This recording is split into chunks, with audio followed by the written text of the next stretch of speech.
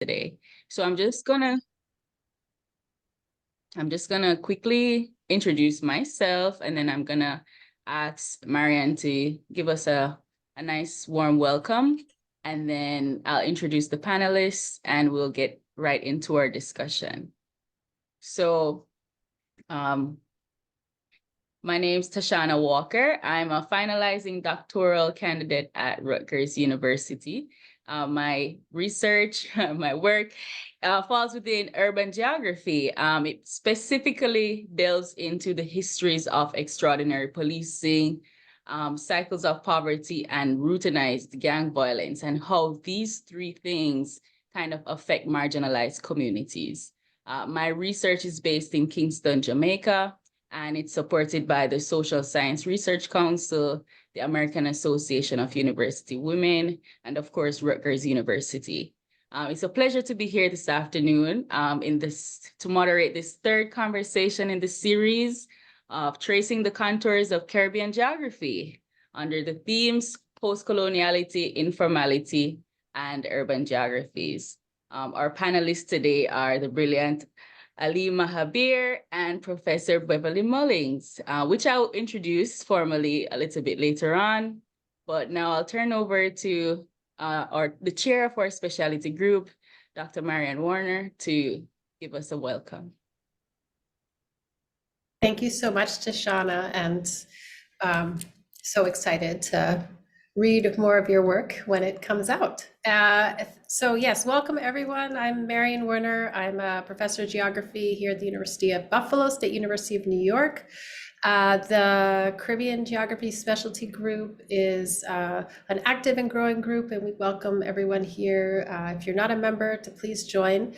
I want to really thank Alex and Myra for their incredible work for organizing this series of dialogues. And I just want to mention that at the AG, we will have our business meeting, as well as look for a panel that Myra and Tashanna and I have co-organized called Resilience in and Beyond Climate Colonialism, Conversations Across the Caribbean. And that those conversations will include, amongst others,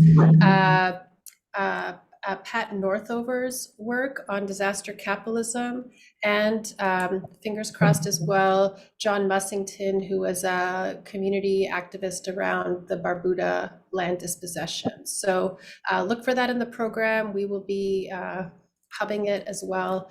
And I will turn it back to Tashanna. Welcome again.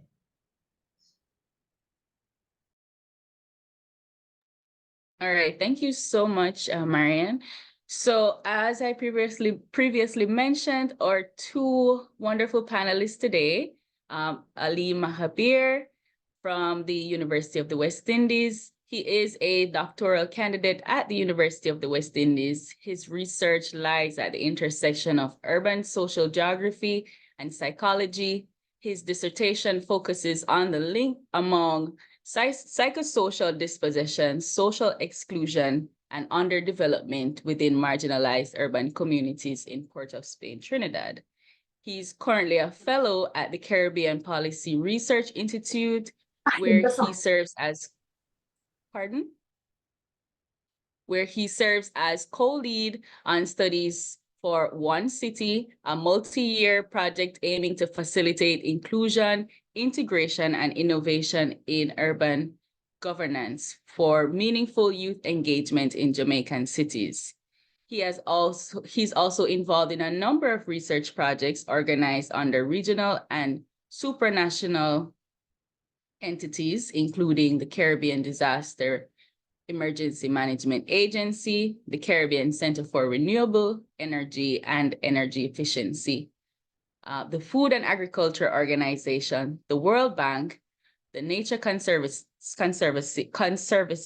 and the Hungry Cities Partnership, as well as the Clinton Foundation. Aleem, you're very active.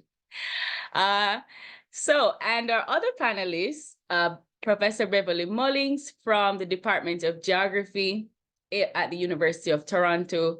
She's also an affiliate of the Center for Caribbean Studies.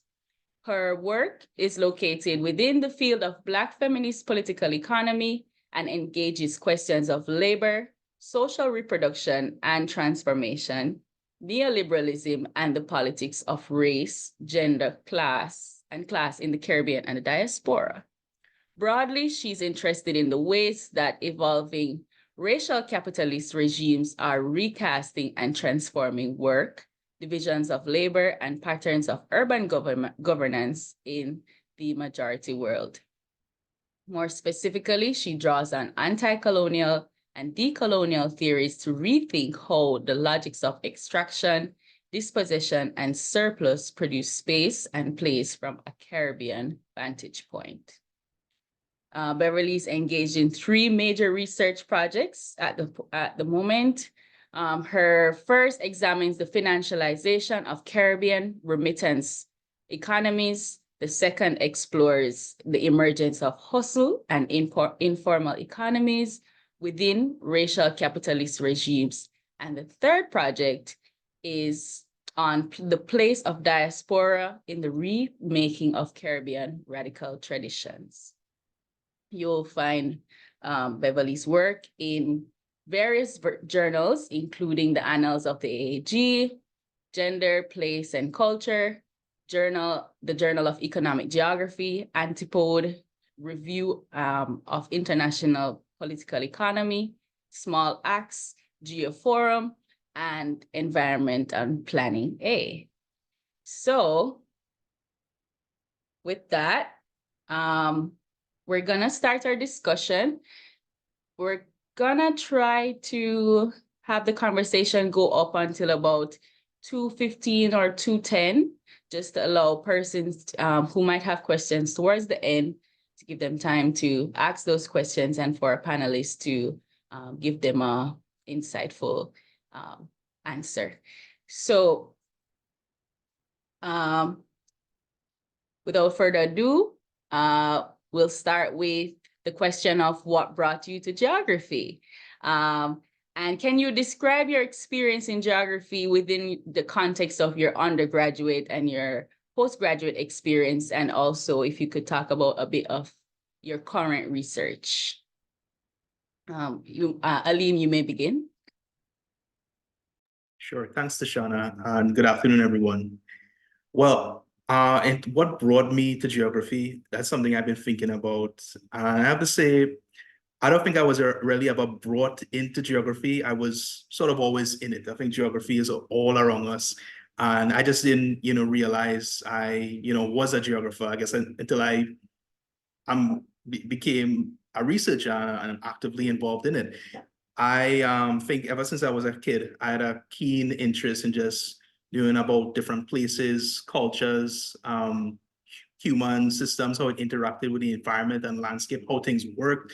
And it was something I, just came naturally to me growing up, that natural curiosity to learn and find out more, and the recognition of issues and like how we might go about solving it. And I think geography helps us answer a lot of those questions.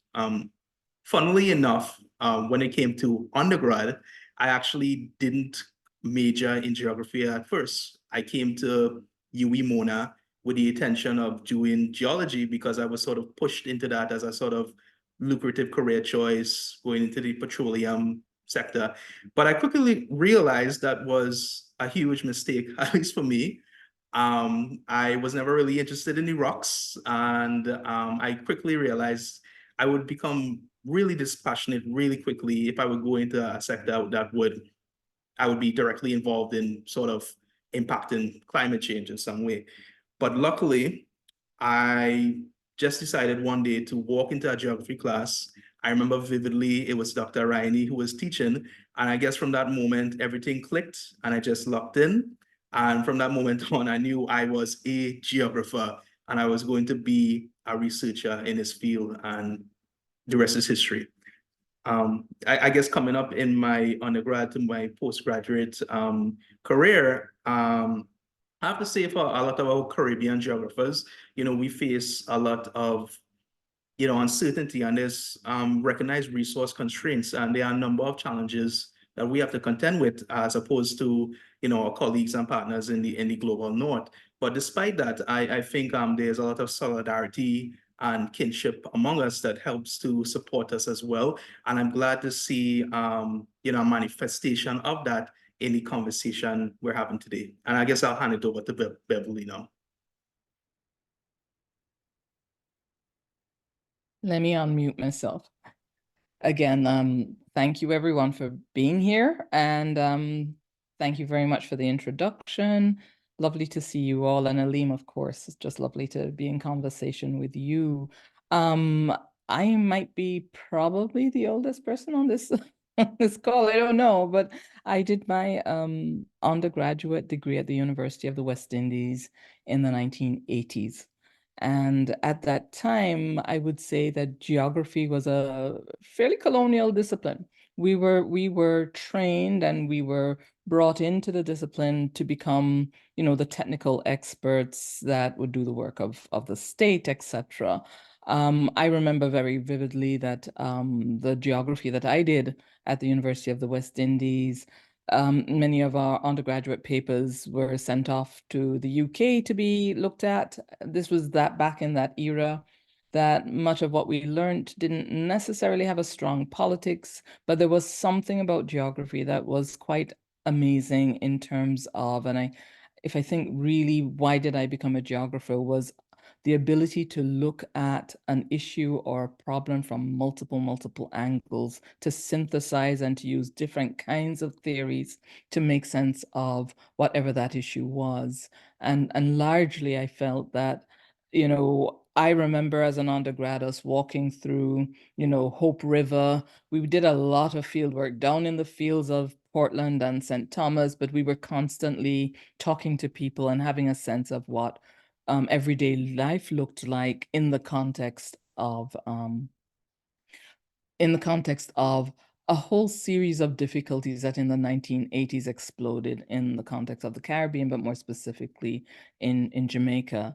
So I sort of knew, and I did A-levels, which is a very sort of colonial matriculation, but I did A-level exams in geography. I kind of always knew that I wanted to connect these things together. And so I would say that a good 40 odd years later, I still feel the same way, that geography allows you to take, you know, parts from other disciplines, to use our geographical imagination about space and place, and to make sense of the world in a way that is attentive to everyday lives. So we look at the structural, but we can also look at the individual in terms of people's life ways. So that's kind of how I got into geography. So that was a long time ago. I think geography in the Caribbean is so different now.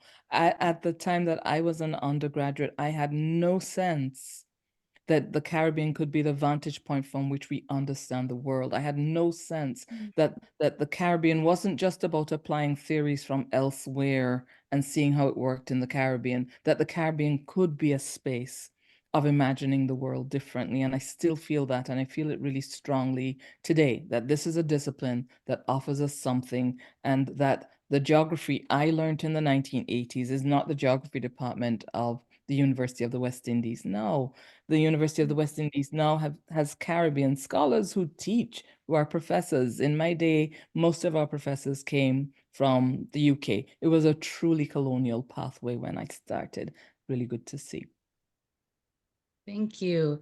And I really want to pick up on that last point of the difference between, you know, Caribbean geography and how it was studied and taught, you know, when you were an undergrad versus Aleem. And I just want you to maybe go into a bit more, you know, talking about the relationship between informality, insecurity, and colonialism in historic and contemporary geography. Aleem, you want to go first? Sure. Well, just reflecting on what you have said, would have said about the geography department, I would definitely have to say, based on my own experiences, a lot has changed. Definitely, it's not the case that a majority of the lecturers are, you know, British. We very much have our own born and bred Caribbean scholars who come from this region, and are able to explore a lot of our issues. You know, having that identity and having that lived experience of being in this region. And I think naturally, taking undergraduate and postgraduate courses from the department and the wider university, there's definitely been an increased consciousness towards the sort of issues that afflict us in our like postmodern state. Definitely there's, throughout my program, I remember we taking a more feminist lens, a more post-colonial lens, a more radical and even Marxist lens in some cases to sort of examine the many different issues we are experiencing today in a Caribbean society. And there's definitely been an inculcation of a greater degree of consciousness of these various injustices, and also, the actions that we can take as young students and academics, and especially early career researchers, in exploring these issues and trying to bring about some meaningful change. I would say, especially coming up in my time, there was this whole sort of social justice turn. And I think much of it was relegated to sort of social media and just a consciousness and awareness of these issues. I'm very encouraged to see a lot, especially the younger generations, translating that into actual activism and, boots on the ground, and making solidarities with marginalized populations and communities to bring about that sort of meaningful change. In terms of the question of, informality, I think in the past, with the sort of colonial thinking we would have had behind this issue, it was often the case that, informal modes of the economy, society, and people themselves who belong to the settlements were often demonized, and they were seen to be something to be eradicated.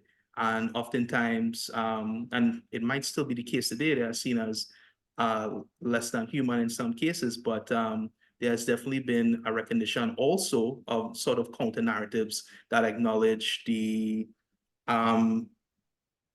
lot of the good that is also taking place in the communities. That informality often comes about due to state neglect and a lack of choice, but it also offers a means of survival and a means of economic living, despite some very negative circumstances and people engaging in agency to bring about that sort of, actions themselves. So there's a lot to be encouraged about, and I'll hand it over to Beverly to express her way of thinking behind this as well. Yeah. So, a lot of the work I do now is firmly embedded in thinking through the past in order to think about the future. And the colonial is the present, that, coloniality still exists in the region, and it's an important way of shaping how we think about the Caribbean. I think when I was an undergrad, much of our focus was on utilizing the theories of the plantation school or dependency theory to think about the structures that were there, but we didn't spend as much time focusing on coloniality as a logic. We didn't spend as much time focusing on the places from which we come, and some of those places include the plantation and its aftermath, of slavery and its aftermath. And so I would say that Caribbean Geographies today does include that, and it's partly because of the influence of a whole series of conversations happening, not just in the region, but in the diaspora. And I think that's really brought to the fore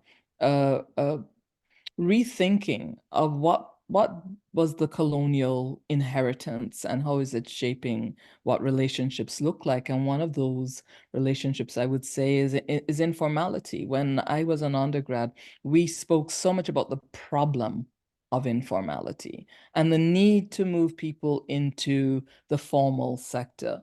And there was an implicit understanding that informality and informal economies were akin to criminality and, something that was the Black economy, something that was not legitimate. And so I think in rethinking alongside with questions of coloniality, informality has become a sort of interesting vantage place to think about Caribbean futures. What are possibilities to understand informality as something that is a part of our history. It's a part of the way in which the Caribbean itself has always remade itself through informal channels, informal relationships, and importantly, informal economies. And that is, to me, such a lucrative way of thinking through our futures, because I think the push which I experienced when I was an undergrad, and it wasn't just in geography, it was just generally how we were trained, was to think about the region needing to grasp or to overcome things like informality, questions like unpaid work, to move into something that looked more like the global north, where people were in paid work. And I would say that if you listen to politicians in the region, that is still a kind of trajectory, that if we can get people into paid work, even if the work is crap and shit, that's fine. As long as they're in formal work, it means we're making progress. So I think something about a geographical imagination also makes us have to rethink, what do we mean by progress? And I think going back and thinking about the colonial moment to go forward really helps us to do that. And then very quickly, because you know I can talk long, it is about the questions of insecurity that I think if you read anything in the region, the question of insecurity comes up a lot, and often in relation to crime and in relation to violence. But I do think there is something about contemporary Caribbean geographies that might just push us to understand also insecurity as something that is structural, that has something to do with the place in which the region has found itself in terms of its very long being caught up in the neoliberal moment. It's very long ensconcement, I'm sure that's not a word, in questions of free market logics, which I think we have yet to reckon with. I'm always surprised that in other parts of the world, people question neoliberalism, want to move away from it, but many of our thinkers, well, not thinkers, but so much our policymakers are still caught in the moment of the free market and how to get that game to work properly. And I think what geographers offer is a critical lens on saying, well, maybe this is not the right kind of battle. You Could both I just said, oh yeah, of sorry. course, Aleem. So many great points you made, Beverly, and I just want to add to some of it. You're talking about the sort of informal economy and how that's something we're to move away from. I would have to say it's definitely something we ought to be embracing and looking at and exploring much more, because there have people involved in that sector could have a lot to show us. Think a lot of people have the wrong assumption, I think, when it comes to the informal sector, in that it's something that is stagnant, unproductive, and inefficient, when in a lot of ways is simply not the case. And some of the most creative ways of engaging in entrepreneurship and many different activities, I think you can see it directly from the informal sector. Just an example, and aside, higglers, for example, going up and down the street, being mobile in the way they engage in with their customers and in the transactions, in a lot of ways is driven by the policing of their actions, and they having to move away quickly. But at the same time, they offer great efficiencies in terms of going to where the customers are, and in a lot of ways more so than any sort of stationary business. And there's so much we have to recognize that, and sort of, rather than dismissing it, looking to integrate it into how we might engage in even formal enterprises. And the whole idea of insecurity that you would have alluded to, I also have to make mention of the fact that the way that policing systems, for example, in terms of how they operate and its whole history, is definitely informed by coloniality, and in many ways this sort of colonial way of thinking and operations is instigated and perpetuated into the present day.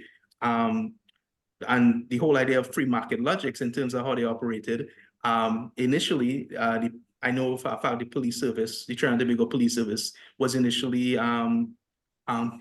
conceived of in colonial times in order to protect property, human beings, slaves. And oftentimes, as centuries went by, still under that same colonial lens, the criminal elements would have been seen as people who were Black, who were Indian, who were not from that plantation majority. And I think this speaks to the whole idea, maybe I'm getting it wrong, of plantation afterlives that Alex would have talked about. And we're seeing these same dynamics perpetuated into the present day.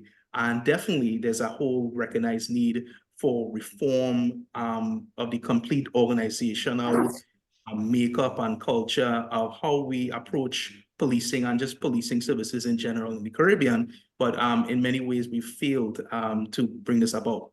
And I think I've been talking too much, so I'll hand it back over again. No, I love it. So you guys mentioned several themes here, and you've brilliantly articulated, this thread between informality, insecurity, and colonialism that, obviously we can't separate these three things. But I want to know, how do you feel about these three tenets being informed or being influenced by middle-class sensibilities across the Caribbean?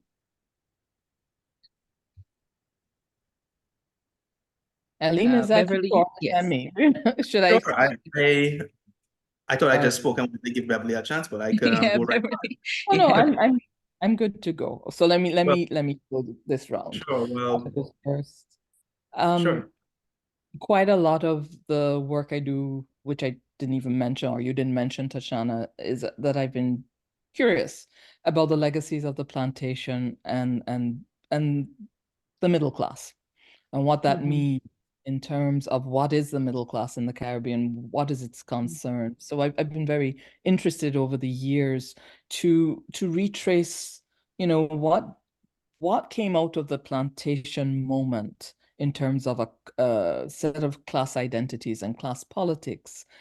And I've used a lot of the work of other Caribbean scholars who have written a lot on this, but it is very curious that there is, in that moment of nationalism, came to the fore a set of ideas about what the Caribbean future should look like. And that was very much a kind of Creole understanding of a mixture of people that are connected through the plantation, but have moved long beyond it.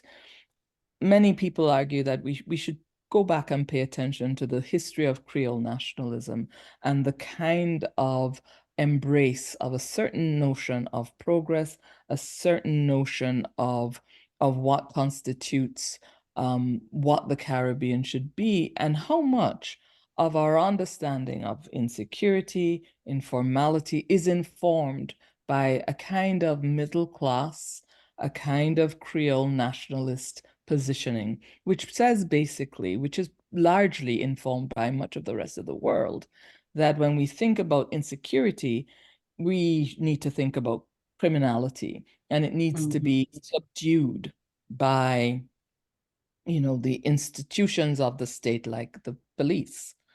Right. That we can't understand insecurity as also the economic violence of, neoliberalism and structural adjustment. We can only understand insecurity in that way.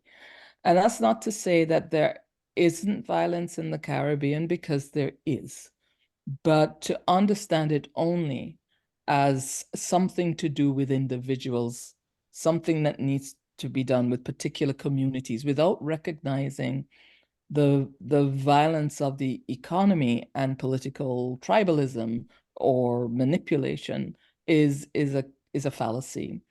It also makes its way into just thinking about the way that there is a kind of middle class logic that has never understood the region from the vantage point of the poorest of the people in the Caribbean. And to be middle class for many people means that the solutions become very technocratic. They become very they become very oblivious to the violence of everyday life that people face. And I would say many Caribbean leaders are, I would put my hand out there and say many Caribbean leaders are guilty of a particular middle class perspective, which embraces growth, economic progress, the market, and then seeks and endorses, a kind of violence against the very poorest of people. And that needs a reckoning. And the reckoning comes from a conversation about the afterlife of the plantation to get to that point. Aleem? Well, I think Beverly hit the nail on the head with so many things on that. And there's a lot she said that I'm very much in alignment with. There's definitely this pervasive sort of middle class logics that is very extensive throughout the Caribbean, and I definitely see it in my own research in Trinidad. Oftentimes, they are oblivious to the issues faced by a lot of marginalized and low-income communities and populations. And there's, even though I think they're very much confronted by it on a daily basis, either directly through protest actions, and it affecting them directly through its coverage in news media and social media. But oftentimes I think they are so removed from these realities, and in some ways willfully choose to ignore it. I think a lot of it, and I'm informed by my own research, it comes from the framing of these issues, and also the categorization of these low-income marginalized populations. As I would have alluded to earlier, oftentimes, even in rhetoric by politicians top down, and even from the bottom up, people are see these populations as something to be eradicated. They engage in acts of barbarism without acknowledging the greater context in which protest actions or activities would take place. I'm very saddened to hear instances of very high-level public officials referring to people in these communities in unduly negative terms, that they are cockroaches, that they are pests, that they are essentially not human. And there's a huge degree of othering and dehumanization that takes place, and I see it repeated in not just politicians, but in mainstream newspapers, in on radio talk shows, and on social media, when the vitriolic comments echoes a lot of the same things. Literally people saying to drop a bomb in these areas, and that is the post that is getting the most likes. So definitely there's a need for moving away from this initial framing and language to something that is definitely more inclusive and acknowledges their realities. Because if there is the case that we see them as something to be eradicated, how are we ever going to solve the problem? We have to instead move to counter narratives that sort of meets people where they are and are able to acknowledge their injustices and issues, and so it can be addressed. Yeah. Can I add a Thank little you. bit, Tashanna? Of course. To say, Aleem, you really captured something there that reminded me that it's a difficult conversation in the Anglophone Caribbean, and I suspect across the Caribbean as a whole, but to have a conversation about the place of raciality and racial categories in the making of the Caribbean. And part of a middle class understandings of the poorest of people is actually a racial discourse. But because it's Black folks talking, we sometimes don't see it as such. But in actual fact, I think these are some of the reckonings to think through what sort of language, discourse, and understanding did we come away with that made it difficult for us to see that those of us who came as slaves, those who came as indentured servants, are part of the fabric of the countries that make up the Caribbean and today the diaspora, but that there is something in the way that coloniality, British colonialism in particular, shaped those relationships so that they've become more antagonistic than they need to, and that literally poverty is something that racializes in the context of the Caribbean. And if we could understand, and these are hard conversations to have, I don't feel the regions really had it. But, as geographers, this is our place and possibility of so. All right. So given these, uncertain futures with so many different things to consider, our post-colonial legacies, that still persist today and, are found in all facets of Caribbean society and life. What does hope or repair for the Caribbean look like for you? Aleem, you may begin. Sure. Well, I think one of the ways I could answer this question is talking about my own research and sort of plugging it in here. But because I think it's important, a lot of my own research directly deals with this question of hope. And what I found in examining structural facets of exclusion, how it manifests in many marginalized communities in Trinidad It was a known is issue with them. So if a CVS that is not, it might not go through today. So if you would, sorry. Yeah.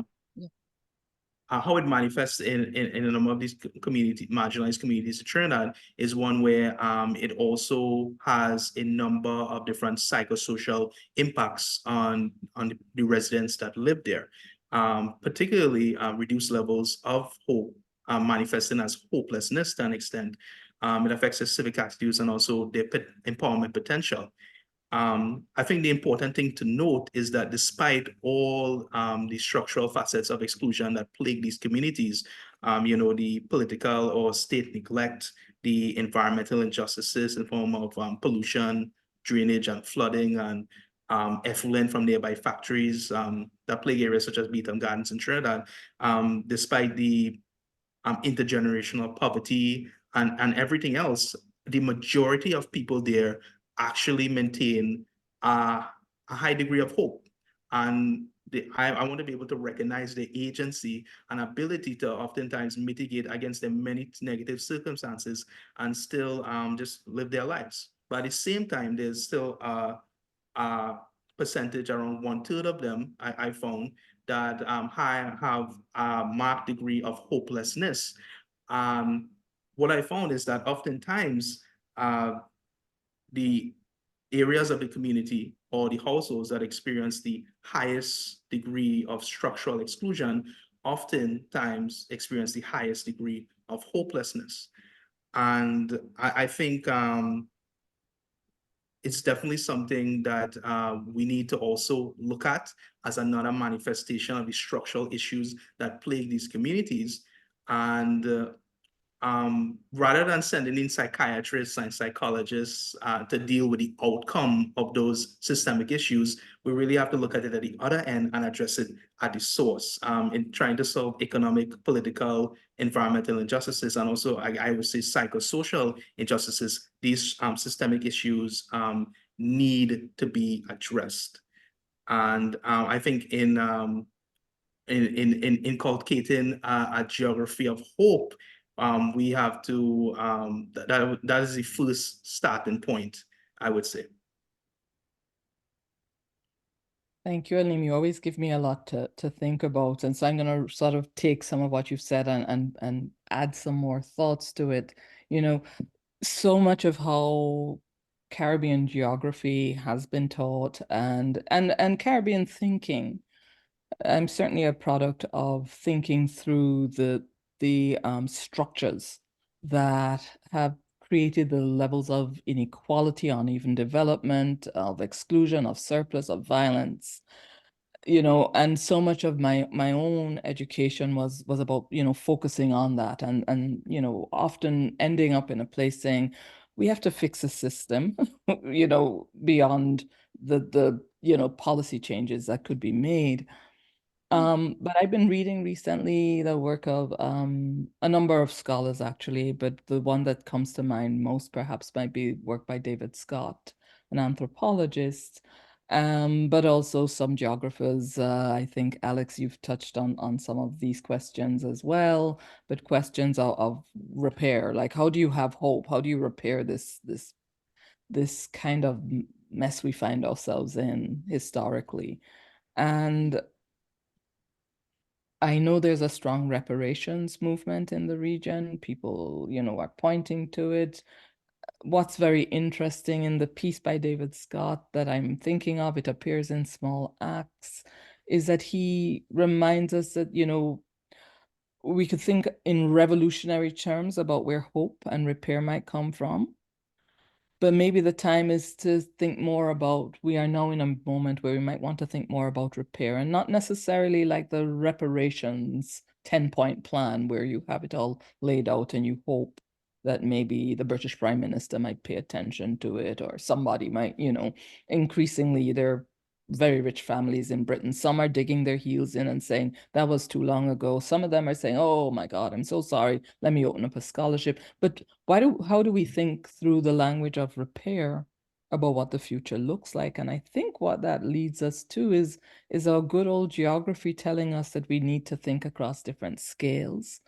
So the structural issues are ones that we definitely need to attend to. But as you show in your amazing research, Aleem, it's also what's happening in people's lives, to take inspiration and knowledge from that a geography of repair, I think, and maybe perhaps it's because I am so much wedded to a sort of feminist anti-colonial agenda, but we start with people to understand how people serve, as Abdul Malik Simone tells us, as infrastructure in the Caribbean, how people's lives have been so innovative in the place of terrible violence, and that people are innovated. They use life and they use work and they mix those things together to socially reproduce themselves.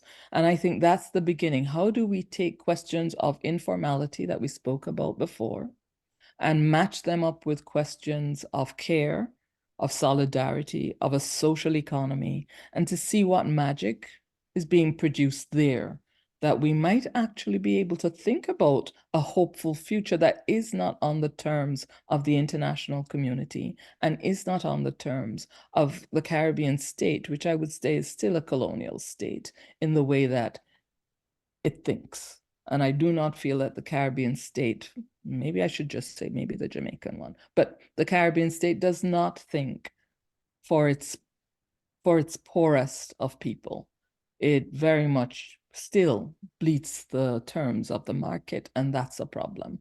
So yeah, I think that as geographers, we can do that work too, because we are attentive to working across different scales, from the individual to the global, that we do it really well as a discipline, that we have the tools theoretically to really tell a story from another vantage point that I'm not so sure many other disciplines can do. And I just want to, I don't. Yes. I just want to add to a lot of the great points you have made, Beverly. And you said at the very end, the Caribbean, you know, does not care much about its poorest people. I have to also add that in some ways, I think there are definitely segments of the population that do. And I'm really encouraged, especially by, I think, the youngest generations and the sort of activist work and, you know, across class solidarities that they've managed to engage in. And I was particularly encouraged by the sort of Black Lives Matter movement, which at least had resonance in my home country of Trinidad. At the time when George Floyd was killed, I think a month after, there was a extrajudicial killing of 3 young men in the Morval Lamantil area. And these people quickly became engaged and the whole incident managed to set off a series of protests throughout the Port of Spain area, bringing together communities from Lavantil, Beetham Gardens, Sea Lots, these traditionally marginalized areas. And it wasn't, what I wasn't really happy to see, that it wasn't just people from these areas that made up the protesters, but people, especially across the younger generations, across class lines, who became increasingly more conscious and more aware of these issues, and was able to garner a lot of attention from the government to the point where they had to acknowledge it and, you know, find ways in order for us to address these issues, making a commission, in fact. I think the problem is that happened back in 2020, 4 years ago. There's been this sort of cyclical approach to things where, you know, there's much energy and drive and focus towards an issue, and then it sort of dwindles down. And I think we need to just keep awareness up. We need to, as academics, Also, we have to do our job of, making our pivotal research go beyond our own bubble and making people aware and our work relatable and keeping them conscious of these issues. And, hopefully that'll keep the drive and the energy up, and we're able to always be conscious and always be aware and always working towards ways of hopefully solving it and making a difference. Thank you both so much. I don't even have to ask my final question. You both answered it so brilliantly and so eloquently, which asks, about what policymakers can do. And Aleem gave us tangible evidence and examples of what we can do going forward. So I'm gonna just open the discussion now to other persons. If you have questions, you may post them in the chat, or you can just raise your hand and ask those questions.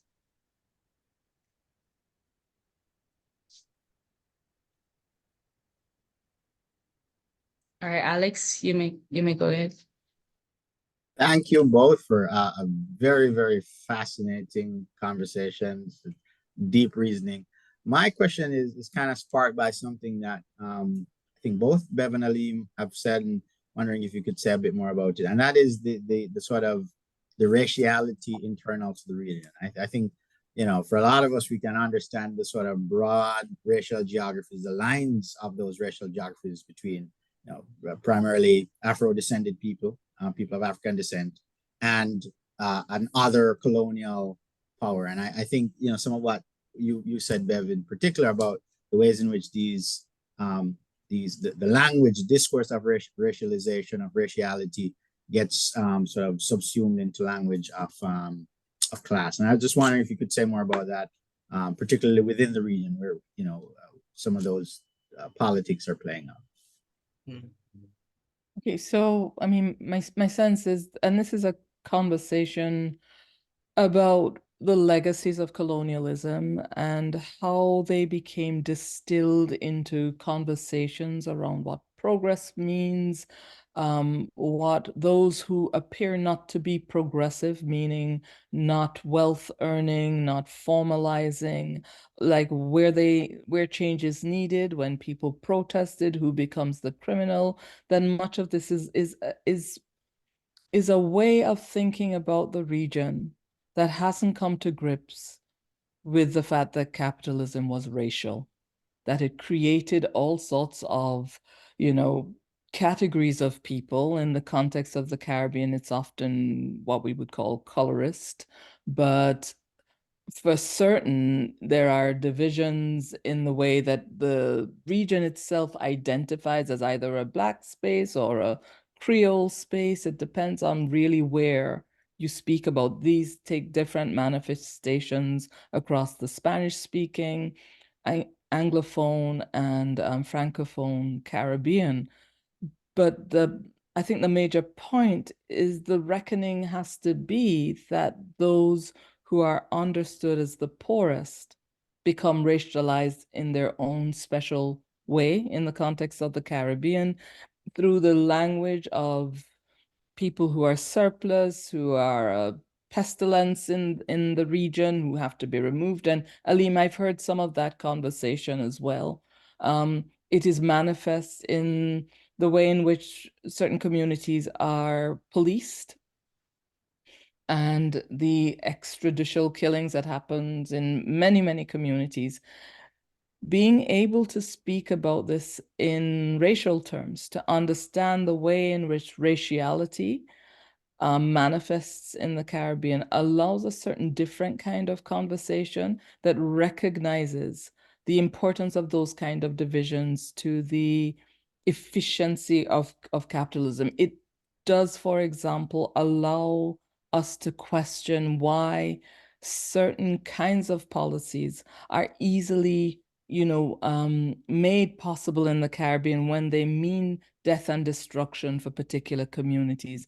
So all to say is that I would say we don't want to spend all our time talking about, the way in which the plantation left a racial landscape, but to understand that if we're going to work across them, because these are not conversations that happen, if we're to work across divisions, then we need to acknowledge them. And this goes especially, but not only, for Caribbean states like Trinidad, where there is such a division between Indo and Afro Trinidadians, or in Guyana, that we have the ability to think beyond that. But I do think we need to acknowledge that. And of course, for places like Jamaica that boasts and understands itself to be a Black country, that to know that dynamic is still there as well, and that needs a kind of reckoning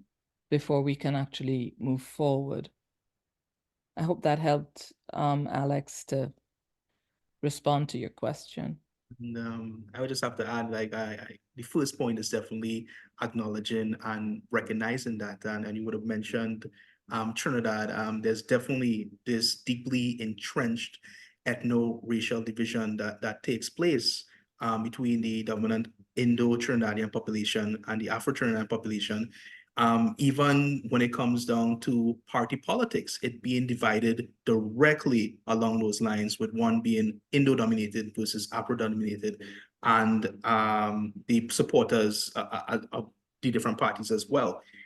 I think there's definitely something that sort of party politics and deliberate division it engages in, something that we would have inherited from colonialism, and the sort of division that they would have enacted against us to keep us divided as a society, is something that we sort of just picked up from them and continue to perpetuate in the present day. Mentioned that capitalism is racial, and a lot of the why it motivates this division to take place. I could see it happening in that the politicians are incentivized to keep this sort of division going in order to garner votes and keep their positions of power and as elites in society.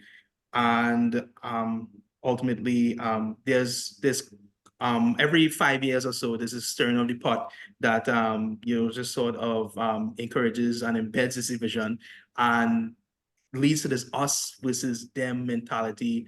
And we see it being informed especially of the elites, and trying to divide us. I mean, I'm grappling with the question of how in Trinidad do we move away from this way of thinking? How do we begin to acknowledging it is definitely the starting point, but what's next from there? And I'm really not sure. I think again, I'm encouraged by younger generations who are starting to, I think, move away from this, because they're, for lack of a better word, fed up of this sort of division along racial lines that is taking place, and they see it for what it is, something that is really holding us back and preventing us from making real strides in actually solving issues. Because if all the time the lens you're looking at it is through us versus them, Indo versus Afro, rich versus poor, you're never going to get anything done. So yeah. Thank you, Aleem and Beverly. Any other questions from persons in the session? I have a question. I just can't find the raise my hand icon. But thank you so much for your presentations. I have a question regarding the discussion on informality that you had towards the beginning. And you sort of spoke about the workforce domain and how that's perceived, like informality is perceived as a negative thing from a Western perspective. And I was wondering, in terms of governance, how do you perceive informality? If we're going to think about how to change for better institutional efficiency, and so sort of drive away from that informal politics scenario. Can you just share some thoughts on that? Should I go ahead? I can start. So yeah, I think, as I was saying, there's such a long history, especially when we think about development, that the goal was always to get rid of the informal. And that as we go forward, I think we have a lot to learn about how informality, informal economies, how they were organized, and what they tell us about the kind of solidarities that people have with each other historically. What does that mean in terms of a strategy of governance? I think you mentioned. I think when we think through informality, it allows and to give informality, meaning it is not whatever the practice, and I tend to focus on informality through the lens of labor that is not regulated formally by the state, that when we pay attention to that, what I think we should be trying to do is to understand how people practice informally in ways that maintain life, that maintain possibility, that takes care of each other. And I think then looking through what sort of policies, what sort of practices can be made to make those practices more recognized, more protected, more supported is important. So I'll give an example here, because that's kind of speaking at a level of abstraction. But in parts of Kingston, Jamaica, there are people who are practicing all sorts of ways in sharing income through rotating savings associations or cooperatives. There are people who do things collectively in terms of, I'm thinking here of a group I've written a little bit about in West Kingston, Jamaica, who have a mural and artistic practice, but it's combined with urban agriculture, that's combined with community education, and they're doing all that without any assistance or recognition by the state. In fact, what has happened is another group has turned up that does something fairly similar, and what is organic and coming from the community kind of got a little lost. So my sense is that we start by actually even attaching worth to the practices. And then rather than trying to formalize them, which is always a state imperative, how do we get this into the formal? And that's how we ended up with things like microcredit, that we actually try and work with how people have organized the informal, and then to find ways to scale up or support. And that's where the state comes in, if it comes in any at all. Because right now, when these practices are recognized as useful, the first thing that you'll see is a public-private partnership, which I'm not sure is necessarily the way to go forward. I completely agree with basically everything Beverly said. I think it took the words out of my mouth. Definitely, instead of attempting to sort of eradicate or invisibilize or get rid of, we need to find ways of sort of accepting and integrating these populations, not necessarily formalizing, but ways of, just finding, just maybe, it could be as simple as moving away from over-policing, like vendors and stuff like that. There's also, I think, a neglect of their voices in terms of decision-making and in urban governance. If we could find just grassroots ways in order for us to sort of enable that sort of participatory decision-making, that's something I'm thinking about now, and how we could possibly use technology to enable that in the Kingston area. But I think a lot of the times people from these populations often take matters in their own hands, as you would have mentioned, the sort of collectivization that is taking place. Just as an aside, like since coming back to Jamaica in the last couple of months, I've taken a lot of Uber rides, and I was able to see that a lot of the drivers themselves, in order to sort of resist a lot of the regulatory issues and the sort of enforcement by the government, were able to engage in a sort of collectivization themselves, coming together over WhatsApp groups and share advice, tips in order to sort of resist a lot of the measures that were being implemented against them. And yeah, just ways in which we could encourage a sort of grassroots development and just embrace them and integrate them without necessarily formalizing them, I think is something that's the way to go. Okay. Thank you so much, both of you, for an rich discussion. I just have one quick question, and this is the final question. So we've seen in, probably since 2017, this push towards securing urban spaces or securing so-called volatile communities. And we see an aggressive militarization of civilian life, particularly in garrison communities of Kingston and in some places of Montego Bay, in some parts of Montego Bay. In my own research, I've done, extensive analysis on this, and I've seen where a normalcy has developed in policing, and this apathy has kind of set in amongst the population that are over-policed, and this in turn kind of affects how people interact with the security force. It goes against the normative way in which we assume that these people are going to respond to excesses of policing. And it's also within that we see where the idea of sequestering people and policing people has moved away from the formal prison system and kind of placed into these urban spaces. And so I just want your thoughts on this security, this policing and militarization of civilian life in post-colonial Jamaica as we're witnessing now.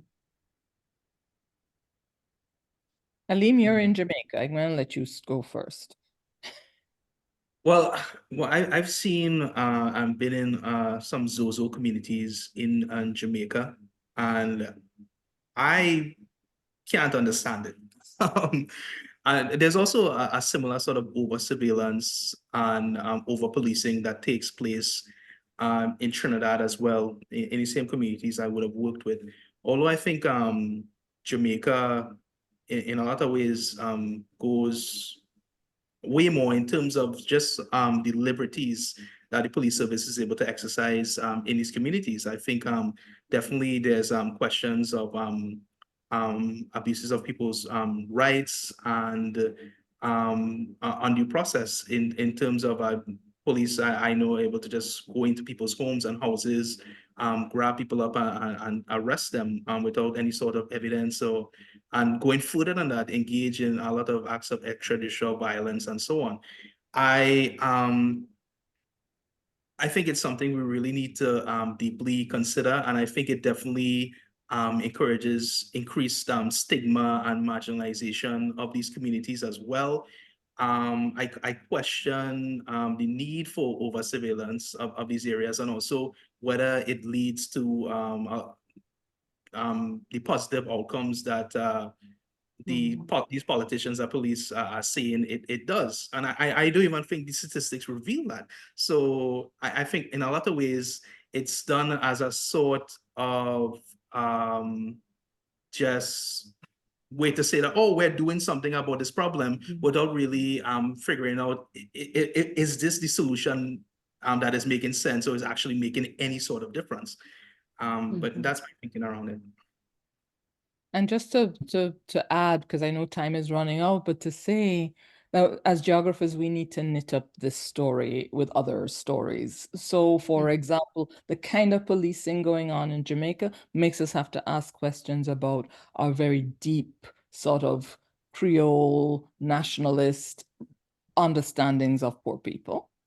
But it also makes us have to ask questions, for example, about how is it that the policing of poor people in Jamaica is being helped along by some, like by the Jamaican government having close ties, economic ties to the state of Israel. Where do you think all of the policing techniques are coming from? So we have to start, tying together these different kind of geographies that are bringing us into a place where in Jamaica, it may look like over-policing extrajudicial killings, but a lot of the technologies on how to do that are also coming from spaces outside the United States also that makes it possible to do so. And I think if we're ever going to think about a really different kind of world, it's going to come from thinking the Caribbean as part of a much bigger conversation about the world. We're already there because we're part of a diaspora of Caribbean people. But it's also that when we think through the Caribbean, we can understand what is happening in places like Gaza, etc., and that there is a connection between them. But that's it. Wonderful, wonderful. thank you so much to the both of you for insightful discussion here today. I'm pretty sure, persons have many questions, but that's just only encouragement for us to have another conversation and organize another session talking about issues contouring the Caribbean. So with that, we'll close, and I'm not sure if anyone has any closing remarks, but